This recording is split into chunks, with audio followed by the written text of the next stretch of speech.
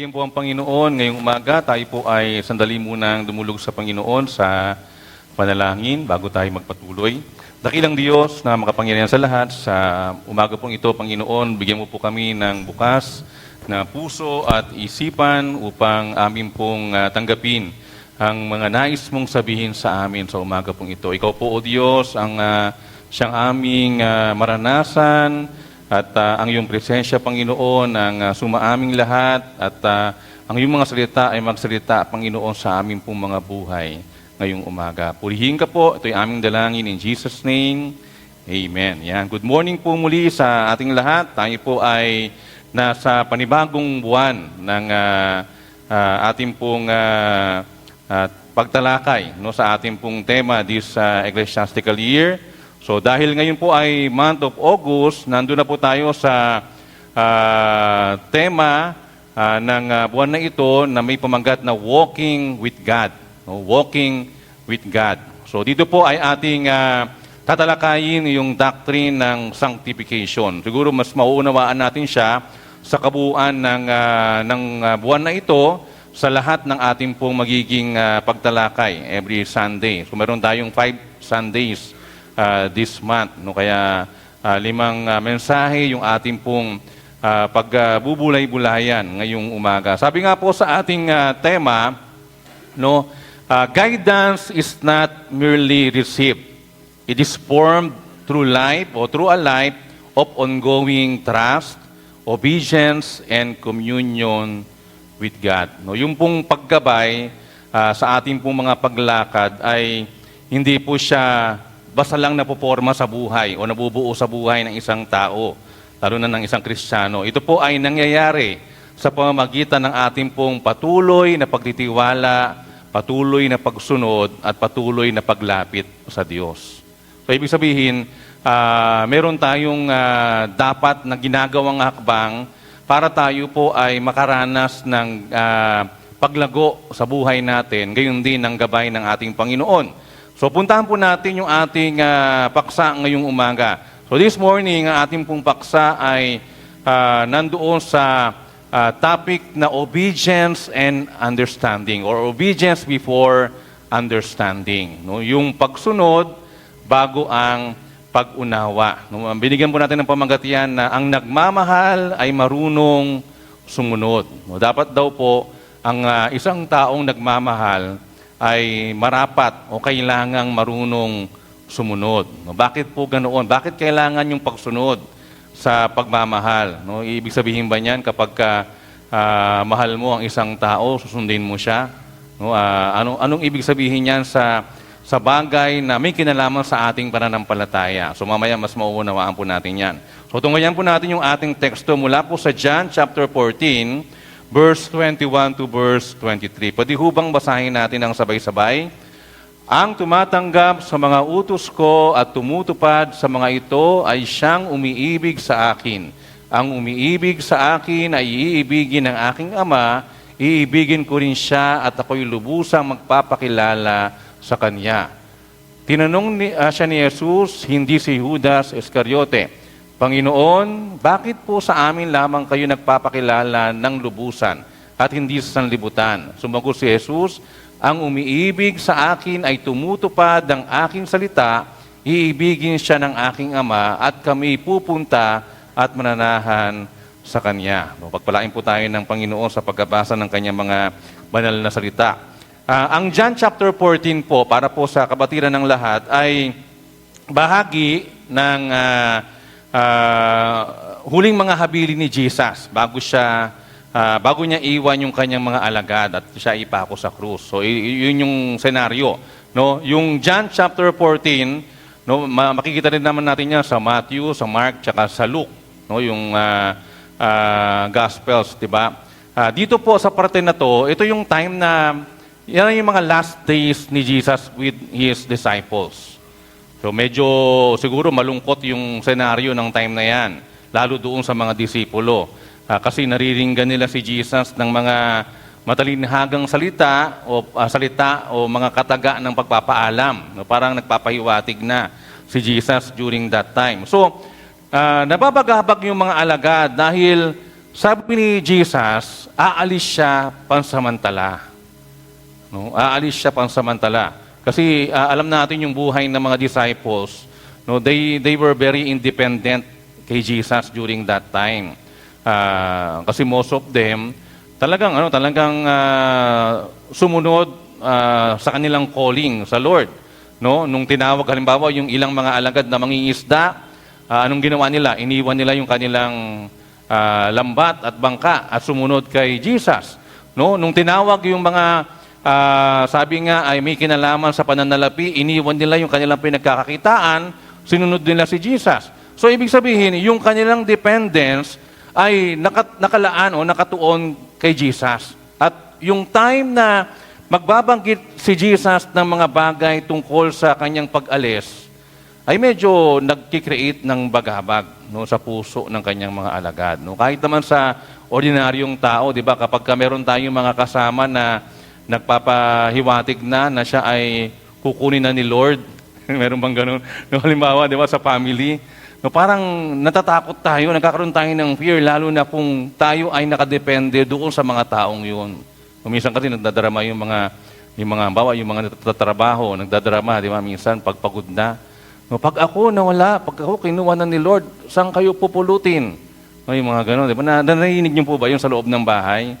O siguro minsan, o madalas narinig yun, di ba? Yung mga nagtatrabaho na pagod na, tapos pag uwi, ang dami pang uhugasang plato. Kung talagang makakapagsalita ng gano'n. So may mga time na ganoon. At nagkikreate siya ng agam-agam. At dito, yun yung naramdaman ng mga disciples, no? Pero bilang tugon, sabi, si Jesus pinalakas niya yung loob ng kanyang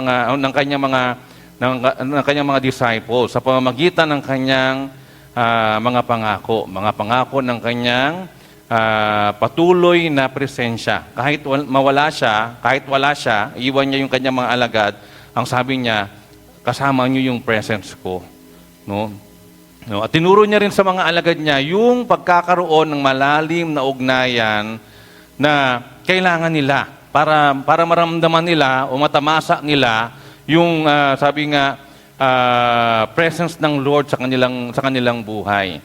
Sabi po ni A.W. Tozer, no, the true measure of devotion is found in action rather than emotion alone. Tagalogin nyo nga. The true measure of devotion is found in action rather than emotion alone. No, ang tunay na sukatan ng pag-ibig o ng pagmamahal o ng devotion, di ba? Kasi ibang latag ng salita yung word na ito na ginamit ni Tozer, no, ay makikita o matatagpuan sa ating mga aksyon o ginagawa. Yun yung sukatan. No, hindi porket lumalabas sa bibig mo na mahal mo yung isang tao, mahal mo talaga siya. Paano kung hindi nakikita sa gawa? Di ba? Paano kung hindi napapahayag sa kinikilos? No, it is found in action rather than emotion alone. So normal naman yun, yung magkaroon ng emotion, lalo pag-ibig o pagmamahal. No, pagpaparamdam ng ating pagmamahal, kailangan may emosyon. Pangit naman yung walang emosyon. Parang sino ba yung late actress Jacqueline Jose, di ba? No, yung parang yung way ng acting niya, no, galit na siya pero kalmado siya, di ba? Yung galit na ako sa iyo. Yung ganoon. No, yung pag-ibig o yung devotion natin, makikita siya o masusumpungan sa pamamagitan ng pagkakaroon ng action. No, yun ang sabi ni Tozer. So balikan natin yung ating talata. Sa verse 21 to 23 ng ating talata, dito po sinelebrate ni Jesus yung tunay na pagmamahal na ipinapakita sa pamamagitan ng pagsunod. No, binigyan niya ng pansin o halaga na yung devotion, yung love, yung pag-ibig ng isang tao ay naipapahayag, no, na ipapakita kung tunay siya sa pamamagitan ng pagsunod o ng obedience. Yun yung pinakamatibay daw na dahilan o pinakamatibay na ebidensya o larawan ng pagmamahal. Yung mga masunuring naniniwala sabi nga nananampalataya ay makakaranas ng mas malalim na pakikipag-isa at pagkaunawa tungkol sa Diyos. So mayroon na siyang sanga, parang may bunga na. Kapag ikaw ay umiibig, ginagawa mo yun, may action. Kapag ikaw ay gumagawa dahil sa iyong pag-ibig, meron na siyang kaakibat na pagranas nung ating, sabi nga ay, pakikipag-isa at pagkaunawa tungkol sa Diyos. Mas lalo nating nararamdaman na tayo ay malapit sa Diyos, mas lalo nating nararamdaman na tayo ay nakakaalam ng mas marami pa tungkol sa Diyos. No? So, tingnan natin yung ilang mga mahalagang mga salita na dapat nating bigyan po ng, sabi nga ay, meaning. No? Una, sabi, yung word na pagsunod or obedience. No, obedience o pagsunod. Ang pagsunod o pagtupad sa utos ng may otoridad tulad ng Diyos, ng magulang o ng leader. So yung pagsunod, ito po ay pagsunod doon sa authority na ibinigay sa atin. No? Yan ay sa Panginoon kung tayo ay tumutukoy doon sa ating buhay Kristiyano o kaya naman sa ating pong mga magulang sa pamilya o sa family. No? Yun yung authority ibinigay sa atin o kaya naman leader kung saan man yan, sa kumpanya, sa eskwela, sa church, no? Yung mga leader na nangunguna sa atin. So yun po yung ibig sabihin. Tumutupad ka doon sa mga utos ng authority o ng otoridad. Yun ay pagsunod. Yung pag-unawa or understanding na binanggit at binabanggit sa ating pong mga talata, ang proseso ng pag-alam sa bakit o dahilan sa likod ng isang utos. Yan. Yung pag-unawa po, ito yung tuluyang patuloy na proseso na inaalam natin kung bakit ba natin ginagawa at sinusunod yung isang bagay. No? Bakit ganoon? Ano ba yung utos na yun? Tungkol saan ba yun? Ano ba yung dahilan? Ano ba yung kaakibat noon? At yung siyempre, yung halaga ng mga bagay na ito. Madalas po, nauuna ang aksyon o pagtupad bago pa man ibigay o unawain ang buong konteksto. No, kapag ganito po, ito po yung nagpapakita ng tiwala at disiplina. Di ho ba? No, yung pagsunod natin, ito po ay kapahayagan ng ating tiwala at disiplin.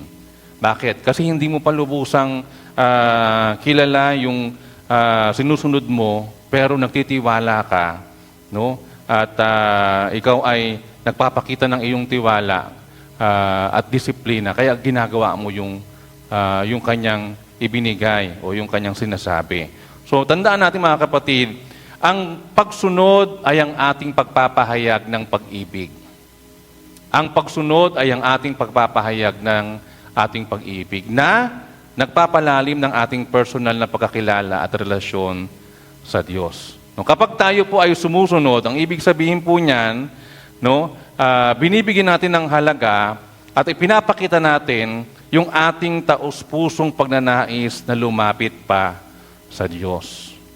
No, kaya nga siya kakabit o kakambal ng tiwala, di ba? Nung pananampalataya at pananalig. Ibig sabihin niyan, sa ating pagsunod, ipinapahayag natin, ipinapakita natin na bukal sa puso natin at gusto nating lalo pang mapalapit sa Panginoon. No, kahit mahirap sumunod, di ba? Mahirap gawin yung pinagagawa ng Diyos sa atin, lalo kung iba yung ating nakasanayan. Kung yung ating nakasanayan ayon doon sa sanlibutan at hindi ayon doon sa kalooban ng Diyos. No, ano yun? Parang minsan o madalas nag-aawa yun sa ating isipan, di ba? No, kahit mahirap, dahil meron kang pananalig, may pagsunod ka, no, gagawin mo yun para mas lalo kang mapalapit sa Panginoon. So ang tanong sa atin, paano na ang pagsunod at yung pag-ibig ay magkasamang kumikilos para makilala natin ang Diyos ng mas malalim pa? Kasi magkaugnay sila dito sa ating tinatalakay. Yung pag-ibig at yung pagsunod, paano daw na ito ay magiging dahilan upang ating makilala pa ng mas malalim ang Diyos sa buhay natin. Yan. So pinapakita po sa atin yung importance ng pagsunod at ng pag-ibig. Kapag iniibig natin siya, ang Diyos, halimbawa, no, handa po tayong sumunod sa kanyang utos. Amen po ba? Yan. Yun naman no? Yun naman ang given. Kapag iniibig mo siya, iniibig mo ang Panginoon, iniibig natin ang Panginoon, handa tayong sumunod sa utos ng ating Panginoon. So, ang pagsunod na ito ay nagbubukas ng daan para maranasan natin yung kanyang presence at yung kanyang pagmamahal. Ibig sabihin, kapag sinusunod natin ang Panginoon, no, nabubuksan yung daan para maranasan natin yung presence ng Lord. No, yung practical thing, halimbawa, 'di ba, kung sa daily time ng buhay natin, ginagawa natin yung alam nating nakalulugod sa Diyos, yung gusto ng Diyos, ano yung pakiramdam? Pakiramdam mo, natutuwa ang Diyos sa'yo, di ba? Yung pakiramdam mo, kung titinan mo yung mukha ng Diyos, kung halimbawa lang, no, nakangiti siya sa iyo. O parang close kayo, mas malapit kayo, kasi ginagawa mo at sinusunod mo yung gusto ng Diyos sa buhay mo araw-araw. Pero kung kabaliktaran, parang iba, di ba? Ang pakiramdam natin, pwedeng sabihin natin na, ay, siguro, nalulungkot si Lord sa akin, sa ginagawa ko. Kung siguro, nakasimangot si Lord kasi hindi ko sinusunod yung gusto niya. O kaya naman, ang gagawin ko na lang, magtatago na lang ako. Kahit na alam naman natin hindi tayo makakapagtago sa Diyos. Kasi ginagawa natin yung hindi nakalulugod sa Kanya. So tandaan natin, yung pagsunod, nagbubukas siya ng daan para maranasan natin yung presence ng Panginoon. Kasabay na rin nung pagmamahal ng Panginoon sa atin. No? So, ang pagsunod po kay Kristo ay hindi lamang tungkol sa pagtupad sa mga patakaran. Ito yung dapat natin tandaan. Kundi isang paanyaya sa mas malalim na relasyon. So, tandaan niyo po mga kapatid, hindi tayo sumusunod dahil ito ay pagtupad natin sa patakaran. Kasi ito yung sabi ng Bible. Totoo naman po yun Diba? Yun ang sabi ng Bible Ito yung sabi ng Lord sa kanyang mga salita. Ito yung dapat kong gawin. So, sinusunod ko lang yun. Pero hindi lang po doon. No? Ang ibig sabihin ng ating pagsunod kay Kristo ay, sabi nga, tayo ay nagnanais pa na magkaroon ng mas malalim na relasyon sa Kanya. Ayon po sa Bible, ang paglagong espiritual, may mga hakbangin yan. Di ba? Nung mga bata kami, natuturo sa amin yung mga, tawag dito, yung sa kamay, kamay ng paglago. Di ba? May mga step yun. Yung hakbang sa paglago. Di ba? Alam naman natin, the Bible, sabi ng Bible, ano ba yung picture ng isang tao na unang nakakilala sa Panginoon? Para siyang baby. Di ba? Baby Christian. No? Sanggol na Kristiyano. No? Yung kanyang itsura ay, yung baby. Yung karakter niya ay yung baby din. No? Ibig sabihin, yung ginagawa niya, yung nagagawa niya, yung capacity lang ng isang sanggol. Pero hindi siya pwedeng manatiling sanggol. So imagine niyo po, yung ating mga katabi, mga baby Christian. Yan.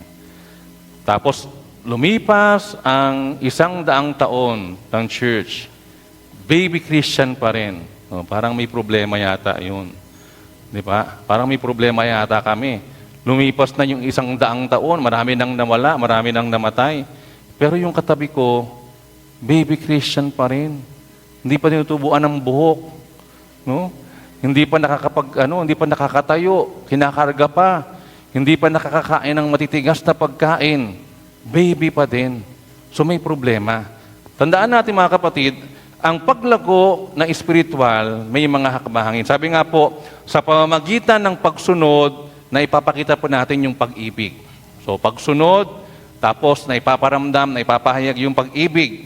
No, sa pag-ibig naman, anong nangyayari? Lalo tayong napapalapit sa Diyos. At sa paglapit sa Diyos, anong nangyayari? Mas nakikilala natin ang Diyos ng lubusan. No? So, maraming mga larawan ng paglagong espiritual. Pero itong bagay na to, pinapahayag lang sa atin na mahalagang makita natin na may mga hakbangin sa paglago ng isang Kristiyano. Kaya nga po, ngayong umaga, intro pa lang po yun, wala pa tayo dun sa talagang message. Tutuntunin natin o aalamin natin yung ilang katotohanan o reality na nagpapakita at nagpapahayag ng, sabi nga, halaga ng pagsunod. No, sabi nga, obedience before understanding. Obedience before understanding. Una, sabi, ang pinakamatibay na patunay ng pagmamahal ay ang pagsunod. Ang pinakamatibay na patunay ng pagmamahal ay ang pagsunod. Obedience. No? Sabi doon sa ating teksto, sa verse 21a at verse 23a. No, sabi po sa English, the one who has my commandments and keeps them is the one who loves me. Jesus answered and said to him, if anyone loves me, he will follow my word. O, Tagalogin po natin. Sa mabuting o magandang balita, Biblia, ang sabi po doon, ang tumatanggap sa mga utos ko ay tumutupad sa mga ito, ang siyang umiibig sa akin. Ang tumatanggap sa mga utos ko ay tumutupad sa mga ito, ang siyang umiibig sa akin. Yan. So, makikita natin dyan yung ilang mahalagang mga salita. No, sabi doon sa verse 23, sumagot si Jesus, ang umiibig sa akin ay tumutupad sa aking mga salita. Mga kapatid, yung pag-ibig o yung love, it is not measured by words. No, sabi ko nga kanina, hindi porket sinasabi ng isang tao na mahal ka niya, mahal ka talaga niya. No, hindi po yun totoo. Ay, hindi po yun totoo. Okay, basta maniniwala pala. No, yung words, it is not a guarantee na totoo. No, it is not merely measured, or love is not merely measured by words, even by emotions. No, hindi porket napikit-pikit, no, naiyak-iyak, mahal ka na talaga niya. No? Sa ano yun in relation siguro sa opposite sex, di ba? O kaya naman, yung intentions, no? Yung intention. Baka minsan kasi iba yung intention ng kapahayagan o pagpapahayag ng pagmamahal o ng love. So, love is not measured merely by words, emotions, or intentions. But by what? By faithful submission to God's commands.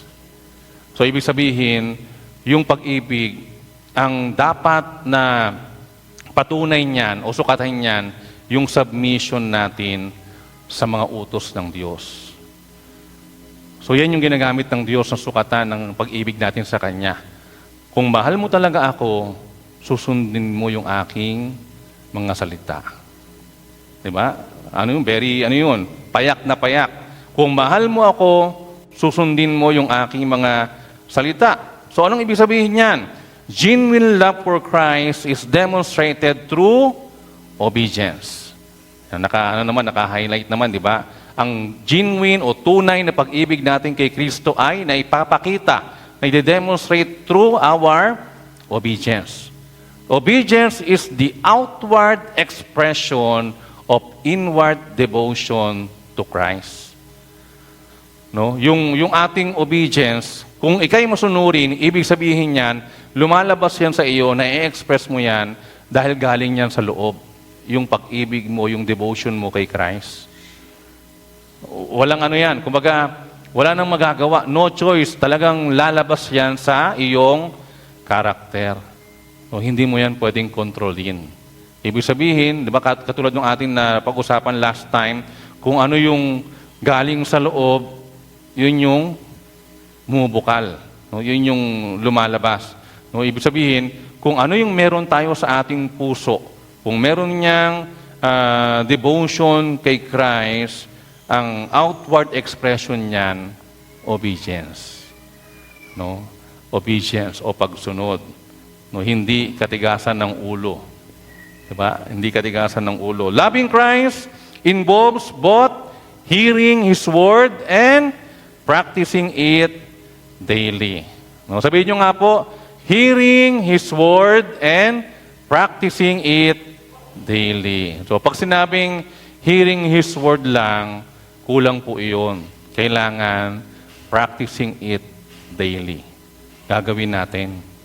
No? Kung ano yung ating naririnig mula sa salita ng Panginoon, ipapractice natin siya araw-araw sa ating pong mga buhay. So, examine natin yung ating mga buhay. Bawat area ng buhay natin, puntahan po natin, no? Kung saan, paano ba natin ma-express yung ating pag-ibig kay Kristo? Even doon sa mga difficult things sa buhay natin. No? Sabi nga po, mayroon bang mga bahagi ng buhay mo na pinapahayag mong mahal mo ang Panginoon, pero hirap kang sundin siya? So, examine natin yung ating mga sarili. Meron bang parte ng buhay ko, bahagi ng buhay ko na sinasabi ko, mahal ko ang Diyos, mahal ko si Lord, pero hirap akong sundin ng Lord, no, sa bahagi na yun, o sa bahaging yun ng buhay ko. Diba? So parang may agam-agam tayo sa mga bagay na ating nararamdaman, sa mga bagay na nasa ating mga puso. Tandaan po natin, no, bilang isang, sabi nga, pagpapahalaga, wag lang nating sabihin na mahal natin si Kristo. Ipakita natin ito sa pamamagitan ng tuloy-tuloy na pagsunod sa Kanya. So hindi pwedeng tayo ay nagmamahal lang sa salita. Kailangan ginagawa natin yun sa pamamagitan ng pagsunod. No? Kailangan sumusunod tayo kay Jesus. Sumusunod tayo sa Panginoon. No, hindi lang po pwedeng sabihin, mahal natin si Jesus, mahal natin ang Diyos, pero hindi tayo nagpapakita ng pagsunod sa Panginoon. Pangalawa, ang presensya ng pag-ibig o pagpapakita ng pagmamahal ay sa pamamagitan ng paglalaan ng oras o ng sarili. Ang presensya ng pag-ibig o ang pagpapakita ng pagmamahal ay sa pamamagitan ng paglalaan ng oras at sarili. Yan, basahin natin yung verse 21b at verse 23b. And the one who loves me will be loved by my Father, and my Father will love him, and we will come to him and make our dwelling with him. Sa Tagalog po, ang umiibig sa akin ay iibigin ng aking Ama. Iibigin siya ng aking Ama at kami pupunta at mananahan sa Kanya. Yan. So, makikita po natin, the Father and the Son, no, they draw near to those who lovingly obey His Word. Ibig sabihin, malapit ang Diyos doon sa mga sumusunod sa Kanyang salita. Yan. Yun ang batayan eh. Yun ang basic na batayan. Kapag sinusunod natin yung salita ng Diyos, malapit sa atin ang Diyos. Malapit tayo sa Diyos. No, kasi yun yung connection natin sa Panginoon. Yun yung nagko-connect sa atin sa Panginoon. So, allowing them to experience what? Intimate fellowship with God. Diba? Kapag tayo po'y nagbabasa ng Bible, nagde-devotion, ano po'y nararamdaman natin? Nararamdaman nyo ba na malayo kayo sa Diyos? Hindi po, diba? Baligtad po yun. Kapag tayo po'y nag-aaral, nagde-devotion, nagbabasa ng salita ng Diyos, nararamdaman natin na tayo ay mas lalong napapalapit sa Panginoon. No? Nagkakaroon tayo ng intimate fellowship with God. Parang lagi mong kausap si Lord. Kung nagde-devotion ka ng umaga, sa umaga, kausap mo ang Panginoon. Sa gabi, kausap mo lagi ang Panginoon. Pag nagpipray ka, kausap mo lagi ang Panginoon. So anong tendency? Nagkakaroon tayo ng intimate, mas malapit na relasyon sa ating Panginoon. Tandaan po natin that obedience strengthens our fellowship with the Father and the Son. No? God's desire a close and abiding relationship with what? With those obedient believers. Ang gusto ng Panginoon ay magkaroon ng isang malapit, no, or abiding relationship na nanatili na relasyon doon sa mga masunuring mananampalataya. No, yun ang nais ng Panginoon, yun ang desire ng Panginoon, yun ang gusto ng Diyos sa atin, na tayo po ay mas lalong mapalapit sa Kanya at manatili sa Kanya. No, magagawa natin yan through our obedience. Loving obedience invites deeper what? Deeper communion with God's presence. No? So ang pinakasusing salita dito po ay walang iba kundi obedience. Pagsunod. No? Pagsunod. Yung ating obedience, it invites deeper communion with God's presence. Kung gusto mo makita o maranasan ang presence ng Panginoon, kailangan sumunod ka. Kung gusto mong mapalapit sa Panginoon, maging close sa Panginoon, manatili sa Panginoon, at maranasan mo yung presence ng Panginoon, anong kailangan gawin? Sumunod ka. Kung gusto mong magkaroon ng fellowship sa Panginoon palagi, anong dapat mong gawin? Sumunod ka. Obedience. Diba? We must obey God. Dapat nating sundin ang ating Panginoon. Dapat nating sundin kung ano yung pinagagawa ng Diyos sa ating mga buhay. So sabi nga po, kilalanin ang presensya ng Diyos, hindi lamang sa mga oras ng pagsamba sa church o sa simbahan. Yung presence ng Panginoon, hindi lang po nananatili sa loob ng church, kapatid. No, baka ang pakiramdam natin, pag pupunta tayo sa church every Sunday, ay, nandyan si Lord. No? Paano pag wala ka na sa church? Wala na si Lord, naiwan si Lord sa loob ng church. Hindi po ganoon. No? Ang tandaan natin, no, ang presence ng Panginoon, pati na rin doon sa pang-araw-araw na desisyon natin sa buhay. Bawat simpleng sandali ng buhay natin, kailangan asamin natin, naisin natin na maranasan ang presence ng Lord. Amen po ba, mga kapatid? So, hindi po mali yung kaisipan na sa church lang mararamdaman yung presence ng Panginoon. Siguro mas nararamdaman natin intimately with our Christians, di ba? Masarap kasing sumamba sa Panginoon na kasama natin yung ating kapwa mananampalataya. No? Masarap sumamba sa Panginoon na nagkakaroon tayo ng parang inspiration with our co-Christians na sumamba sa Panginoon. Pero hindi lang po doon nananatili yung presence ng Lord. No, hindi lang sa loob ng ating bahay-samba, kundi sa lahat ng panahon ng buhay natin, sa lahat ng dako ng buhay natin, even doon sa bawat simpleng desisyon at sandali ng ating buhay, kailangan nating maranasan yung presence ng ating Panginoon sa ating buhay. Sabi nga po, ang isang pusong may pagmamahal at masunurin ay nagkakaroon ng mas malapit na kaugnayan sa Diyos.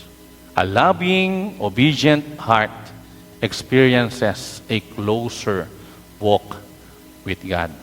Gusto mong mas maging mapalapit sa Panginoon? Gusto mong lumakad na kasama lagi ang Diyos sa buhay mo? Anong dapat mong gawin? No? Magkaroon ka ng pusong may pagmamahal at pusong may pagsunod. Pusong masunurin sa Panginoon. Pusong may pagmamahal at pusong masunurin sa ating Panginoon. Pangatlo at panghuli, panghuli na, ang pag-uunawa sa pag-ibig ay pagpapakita at pagkilala sa mga bagay ng Diyos. Ang pag-unawa o pagkaunawa sa pag-ibig ay pagpapakita at pagkilala saan? Sa mga bagay ng Diyos. Sabi po doon sa verse 21c, last part ng verse 21, then verse 22, and I will love him and will reveal myself to him. Sabi po, Judas, not the Iscariot, no? Hindi si Judas Iscariot, ibang Judas po ito, ibang Judas, said to him, Lord, what has happened that you are going to reveal yourself to us and not to the world?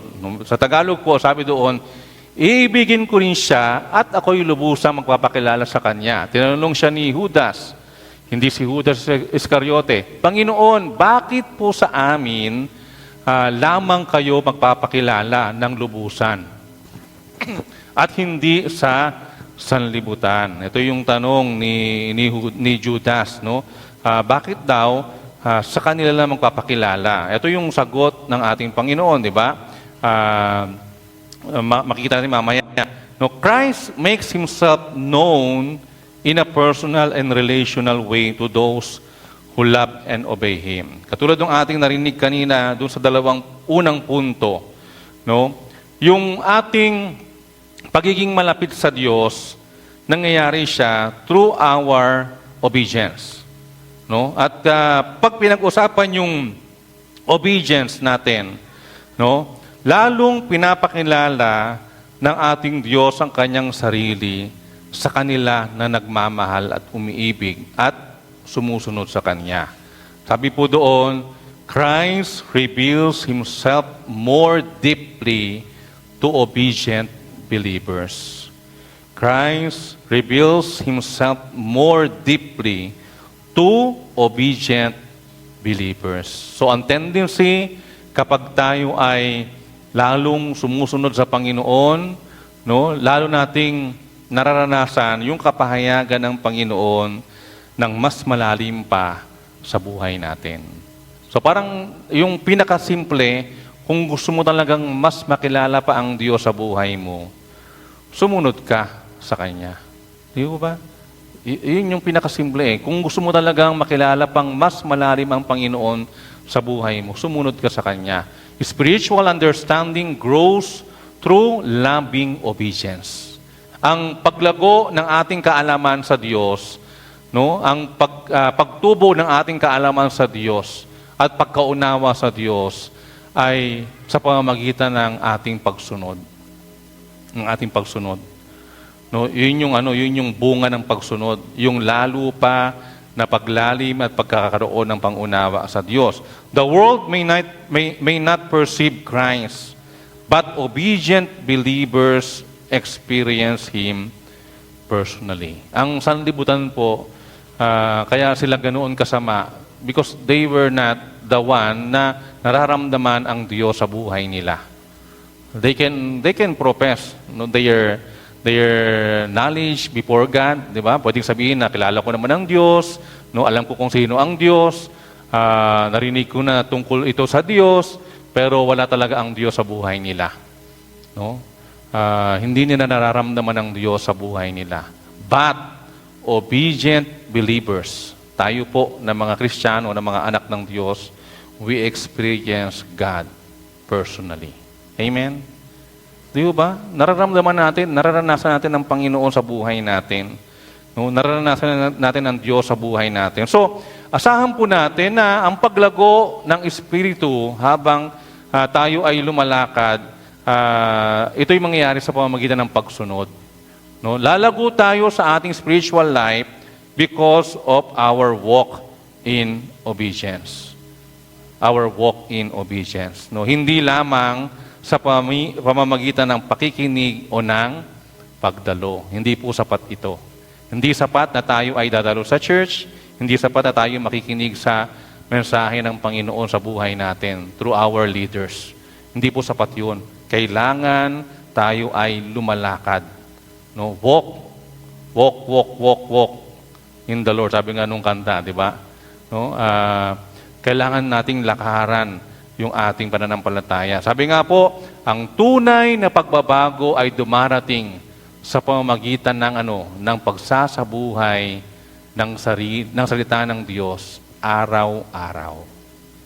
Ang tunay na pagbabago, dumarating yan sa ating buhay kapag tayo ay sinasabuhay yung salita ng Diyos sa atin araw-araw. Araw-araw po, mga kapatid, hindi lang po paglinggo. Ang pagiging Kristiyano, hindi lang po paglinggo. Ang pagiging mabait, hindi lang po paglinggo. No? Ang pagiging anak ng Diyos, hindi lang paglinggo. O hindi lang pag may gawain sa church.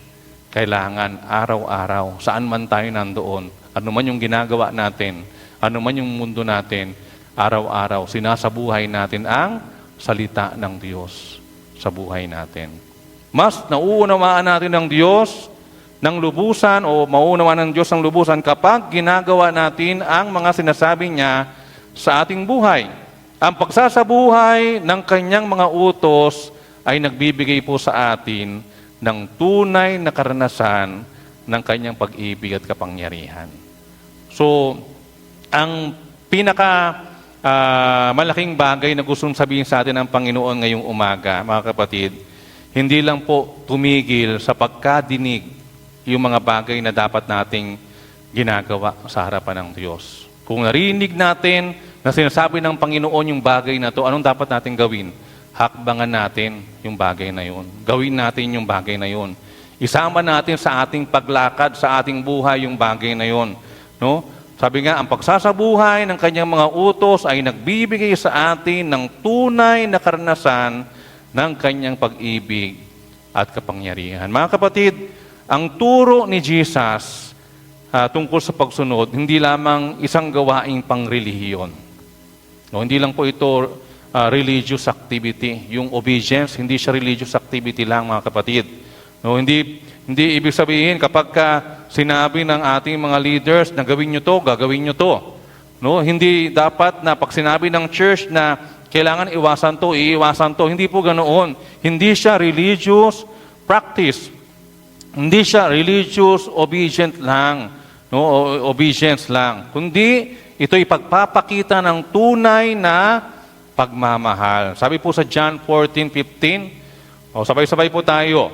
If you love me, you will keep my commandments. No? Kung mahal mo talaga ako, kung mahal nyo talaga ako, no, susundin nyo yung aking mga utos. Napakasimple. Kung mahal natin ang Panginoon, susundin natin ang kanyang mga utos. We will obey God. No? Sa pamamagitan ng pagsunod, pinatutunayan natin ang ating pagmamahal kay Kristo. No? Tinatamasa natin ang mas malalim na pakikipag-ugnayan sa Diyos. Yung pangalawa. At nararanasan natin ng mas, dakilang pahayag ng kanyang presensya at katangian. No? Yung pagpapahayag ng pag-ibig ay sa pamagitan ng pagsunod. Yung pagsunod natin, ito yung nagpapalapit ng ating ugnayan sa Diyos. Yung ugnayan natin sa Diyos, mas nararanasan natin sa paglalim ng ating kaalaman tungkol sa Kanya. Sabi nga po, habang lumalalim ang ating pagsunod, lalo ding lumalalim ang ating personal na pagkilala at relasyon sa Diyos. So, hindi dapat manatiling sanggol. Diba? Dapat lumaki, dapat lumago sa pananampalataya. So, ang paglago sa pananampalataya mangyayari kung tayo ay sumusunod sa Diyos. So, masunurin po ba tayo sa ating Panginoon? Ang Diyos po at tayo lang ang nakakaalam. Kung yung mga bagay na ating narinig tuwing linggo ay ating pong sinasapamuhay, nilalakaran sa buhay natin araw-araw. Tayo po ay yumuko at tayo po ay manalangin.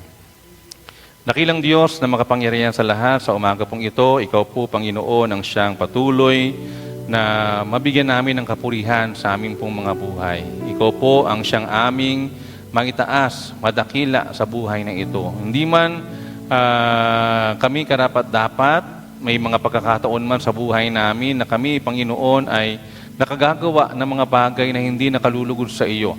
May mga pagkakataon man sa buhay namin, Panginoon, na hindi ka namin bibigyan ng kaluguran.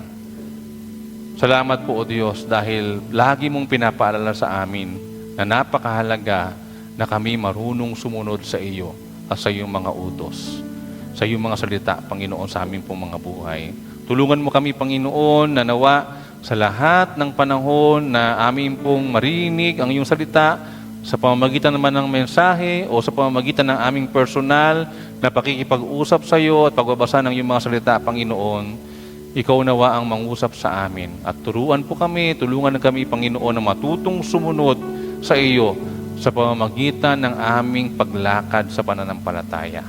Paglakad sa mga bagay na nais mo at sa kalooban mo sa buhay namin. Purihin ka po, dakilang Ama. Ito'y aming dalangin sa tanging pangalan po ng aming Panginoong Yesus. Amen. Magandang umaga po.